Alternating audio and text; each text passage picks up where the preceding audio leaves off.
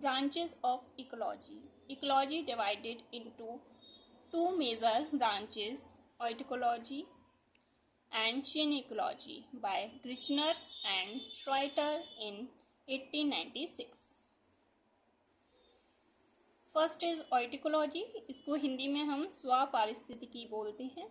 It is the study of individual organism or individual species or a population in relation to their environment.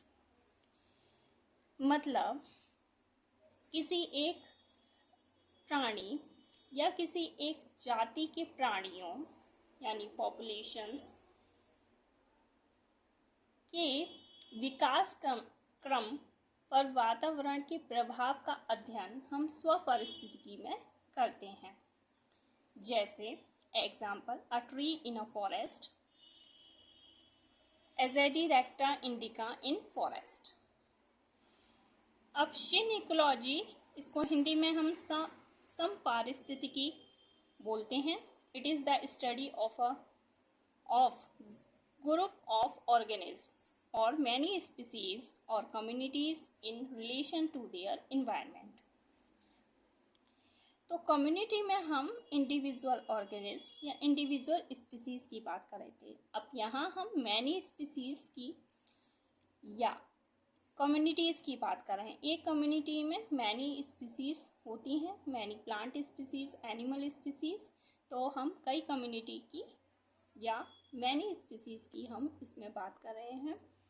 तो किसी स्थान पर पाए जाने वाले समस्त जीव समूह या ग्रुप ऑफ ऑर्गेनिज्म और मैनी स्पीसीज. समस्त जीव समूह मतलब community, plant species and animal species, और वहाँ के वातावरण के साथ उनके पारस्परिक संबंधों का अध्ययन हम समपारिस्थितिकी synecology में करते हैं. Example, a forest. जैसे हम किसी प्लांट स्पीसीज की या किसी एक इंडिविजुअल की, किसी एक प्लांट स्पीसीज की पॉपुलेशंस या किसी एक इंडिविजुअल की जब हम बात कर रहे हैं तो ओइटिकोलॉजी में इसकी स्टडी करते हैं. जब हम एक पूरे एरिया या किसी एक इकोसिस्टम में सभी प्लांट एनिमल स्पीसीज की हम बात कर रहे हैं, ऑल पॉपुलेशंस की हम बात कर रहे हैं उस फॉरेस्ट में, तो हम synecology में इसकी स्टडी करते हैं. अब इन दो मेजर ब्रांचेस को स्पेसिफाई करते हुए हम आगे और ब्रांचेस पढ़ते हैं इनकी. Population ecology is the study of populations in a relation to environment including environmental influence on density and distribution, age structure and population size. या फिर हम बोल सकते हैं population ecology is the branch of biology that deals with number of a particular species found in an area and how and why those number change over time. तो इसके अंतर्गत किसी एक स्थान पर एक ही प्लांट स्पीसीज या किसी एक एनिमल स्पीसीज के संपूर्ण सदस्यों द्वारा बनी समष्टि मतलब पॉपुलेशन तथा इससे रिलेटेड इन्वायरमेंट के संबंधों को, रिलेशंस को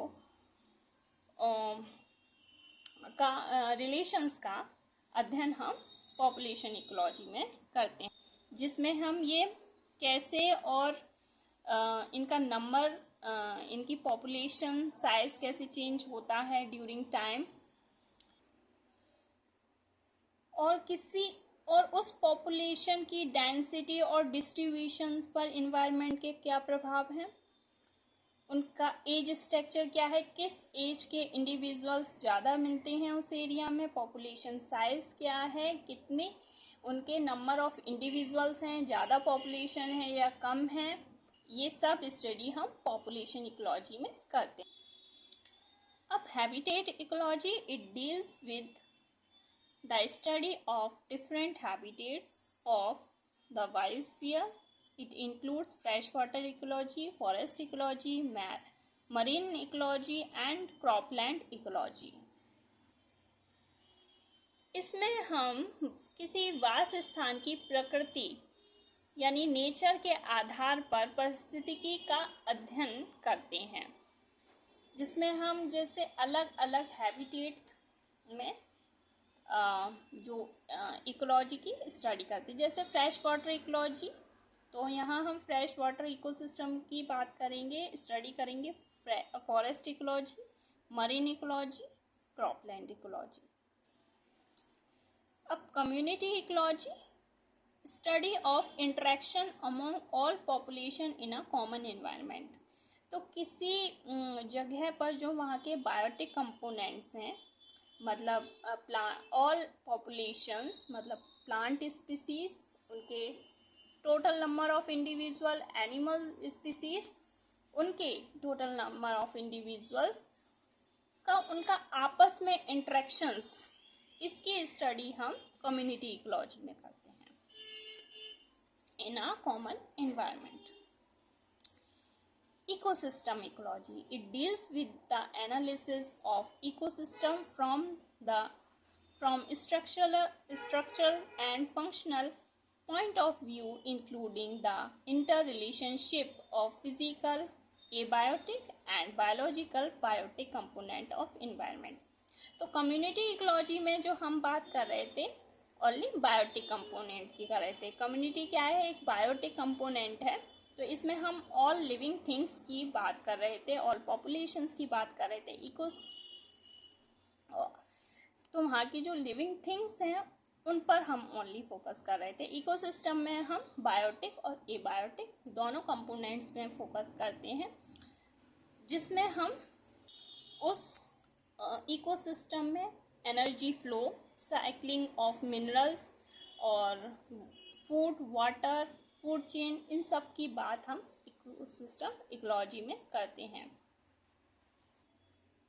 अब है production ecology. It is the modern subdivision of ecology which deals with the gross and net production of different ecosystem such as fresh water, sea water, crop field, orchids etcetera. तो पारिस्थितिकी की यह नई शाखा कृषि व जलीय पारिस्थितिकी तंत्र में gross productivity and net productivity से संबंधित होती है, ताकि अधिकतम उपज प्राप्त करने हेतु सुव्यवस्थित प्रबंधन हो सके। तो इसका जो मुख्य उद्देश्य होता है वो रिलेटेड इकोसिस्टम से मैक्सिमम यील्ड प्राप्त करना होता है। Then gene ecology deals with the study of environmental induced genetic variation in the organism। environment की वजह से प्राणियों में आने वाले जेनेटिक वेरिएशंस की स्टडी हम जीन इकोलॉजी में करते हैं। Conservation ecology